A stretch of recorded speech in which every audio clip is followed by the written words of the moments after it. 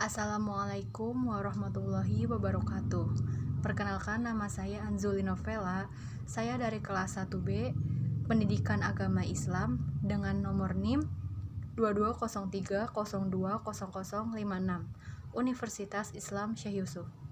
Di sini saya akan memenuhi tugas EKT 2 mata kuliah Pengantar Ilmu Pendidikan. Di video ini saya akan mempresentasikan materi tentang aturan, sistem, dan kurikulum. Yang pertama, aturan sistem pendidikan Islam di Indonesia. Pada masa awal perkembangan Islam di Indonesia, pendidikan agama Islam diberikan dalam bentuk informal.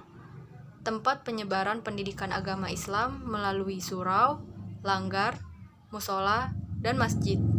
Untuk meletakkan kedudukan Islam dalam sistem pendidikan Islam sebagai lembaga pendidikan formal, maka ada tingkat-tingkatan dari taman kanak-kanak seperti Raudatul Atfal atau RA, sekolah dasar Madrasah Ibtidaiyah atau MI, sekolah menengah pertama ada Madrasah Sanawiyah atau MTS, dan sekolah menengah atas ada Madrasah Aliyah atau bisa disebut MA.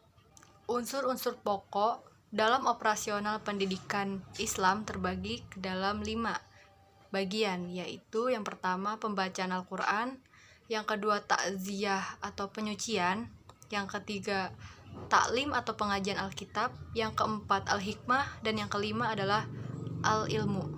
Ciri-ciri sistem pendidikan Islam yaitu antara lain sistem ibadah, kebaktian yang ditunjukkan kepada Allah Subhanahu wa Ta'ala.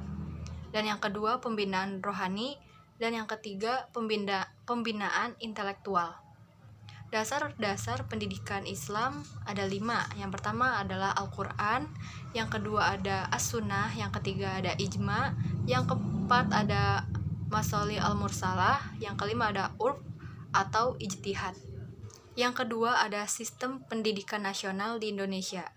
Dengan sistem pendidikan, diharapkan peserta didik memiliki kecerdasan, akhlak, pengendalian diri sendiri, masyarakat maupun negara. Fungsi sistem pendidikan nasional yang pertama adalah mengembangkan kemampuan.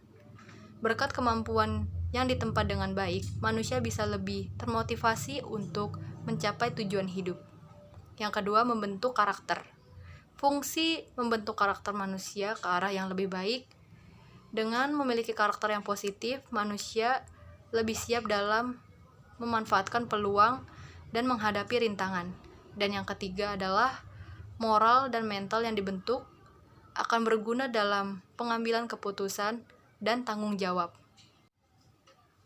Yang ketiga, ada kurikulum pendidikan Islam dan nasional, Kemenak dan Kemendikbud. Kurikulum pendidikan Islam. Pendidikan agama Islam harus berorientasi dalam penyadaran.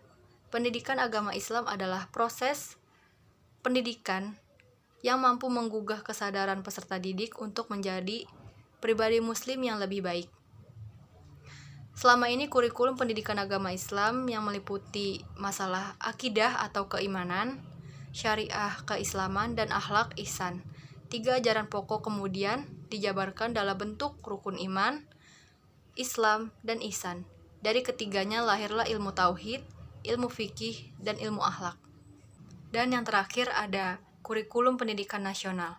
Standar yang diacu dalam pengembangan kurikulum adalah standar kompetensi lulusan, standar isi, standar proses, dan standar penilaian pendidikan. Sekian dari saya. Kurang lebihnya mohon maaf. Wassalamualaikum warahmatullahi wabarakatuh.